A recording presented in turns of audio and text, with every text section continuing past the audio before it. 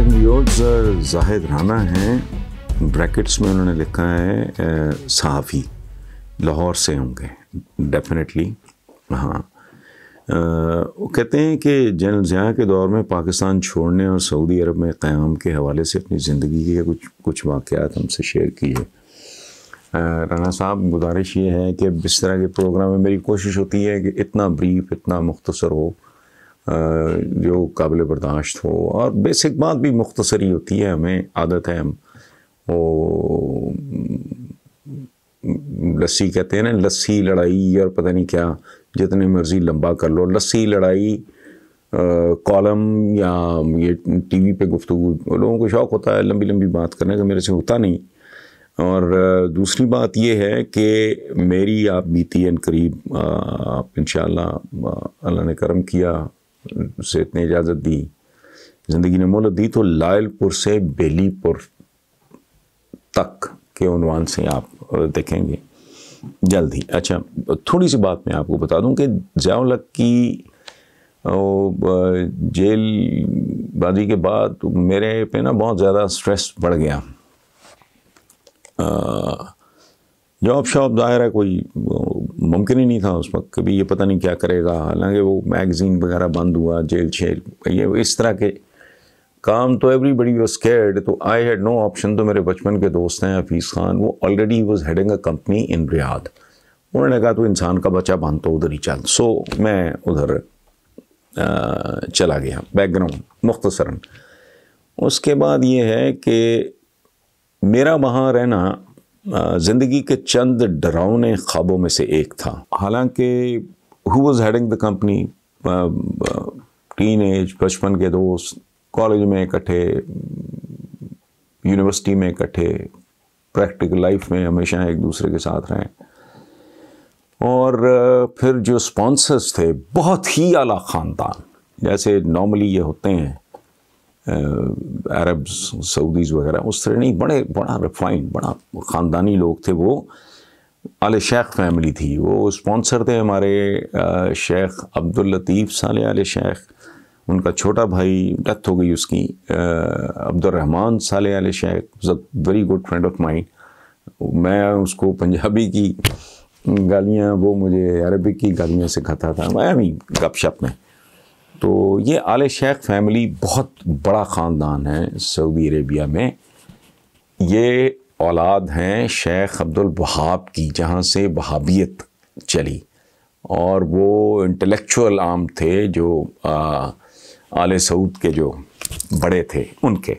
सो मेरा जो तजर्बा है, आपने कहा ना कुछ वाक़यात हमसे शेयर करें, मैं कुछ नहीं, वो एक बड़ा तवील चैप्टर होगा ये सऊदी अरेबिया वाला। हालांकि I had all the freedom practically, जो पाकिस्तानियों के साथ होता तो सवाल ही नहीं पैदा होता।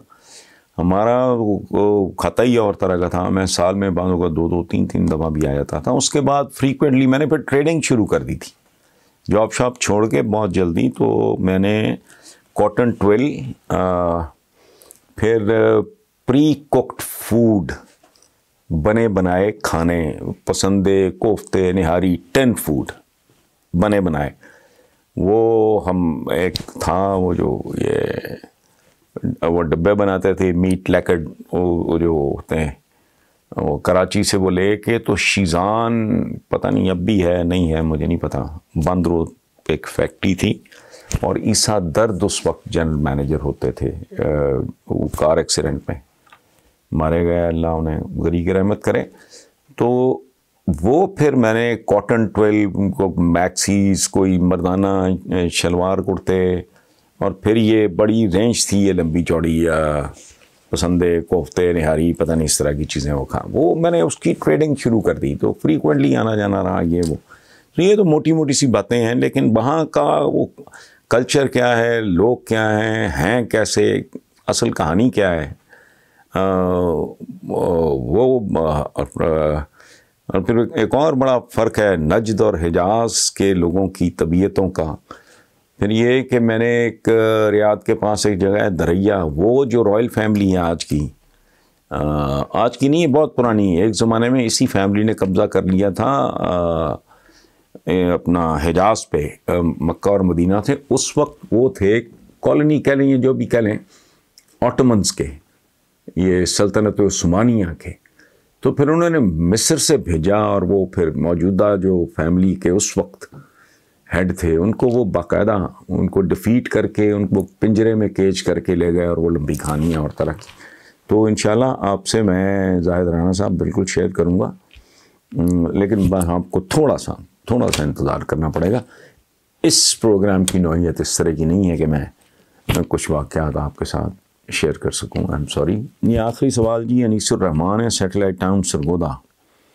وہ کہتے ہیں جی میرا تعلق سرگودا شہر سے ہے، جہاں سے تحریک انصاف کو مجموعی طور پر شکست ہوئی اور مسلم لیگ نون کو تقریباً تمام حلقوں پر فتح حاصل ہوئی، مگر اس کے باوجود یہاں سرکاری منصوبوں میں وہ ناانصافی یا تفریق نظر نہیں آتی جو سابقہ ادوار کا خاصہ، یعنی سابقہ حکومتوں کا خاصہ تھا.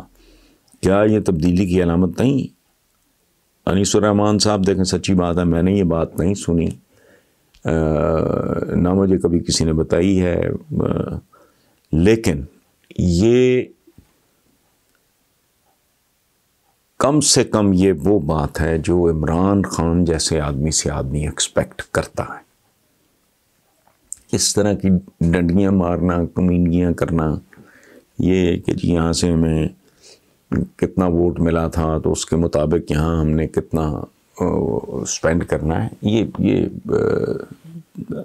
یہ اپروچ ایک خاص طرح کی ذہنیت، ایک خاص طرح کے مزاج، ایک خاص طرح کی گندی تربیت کو انڈیکیٹ کرتی ہے. Otherwise when you become the prime minister یا ایک پارٹی اقتدار میں آ گئی تو اس کے لیے تو سارا ملک ملتا جلتا ہے. بلکہ میں نے تو اس بات پہ بھی احتجاج کیا ہے پچھلے دنوں. عمران نے کہا تھا کہ میں اشرافیہ کا نہیں، عوام کا وزیر اعظم. یہ کیا بات ہوئی؟ میں نے کہا بھائی مڈل کلاس نے، پڑھے لکھے لوگوں نے، اپر مڈل کلاس کے لوگوں نے تو خاص طور پہ تمہیں ووٹ دیے، اور اس تخصیص کی تو کیا بنتی ہے کہ میں عوام کا ہوں اور اشرافیہ کا نہیں؟ اشرافیہ تو کئی قسم کی ہوتی ہے، انٹلیکچولی ایلیٹ ہوتی ہے ایک ملک کی، مصور ہیں، شاعر ہیں، ادیب ہیں، سائنٹسٹ ہیں، ڈاکٹرز ہیں. وہ اس طرح کی اشرافیہ تو نہیں ہے جیسی آپ کے ذہن میں ہے، انتہائی دولت مند لوگ یا لٹیرے یا چور چمار ڈاکو. نہیں، یہ ایلیٹ نہیں ہے. مطلب اس لیے یہ اس طرح کی بات نہیں تو وہ گوارا نہیں. آپ ایلیٹ کے بھی پرائم منسٹر ہو، اگر جو آدمی میرٹ پہ ہے، حتیٰ کہ میں نے یہاں تک کہا بھی ہے کہ آپ تو جو مجرم ہے، سزا یافتہ قیدی جیل میں، اس کے بھی وزیر اعظم ہو، کہ اس کے جو جائز حقوق ہیں ایک قیدی کے طور پہ اس کو ملنے چاہیے.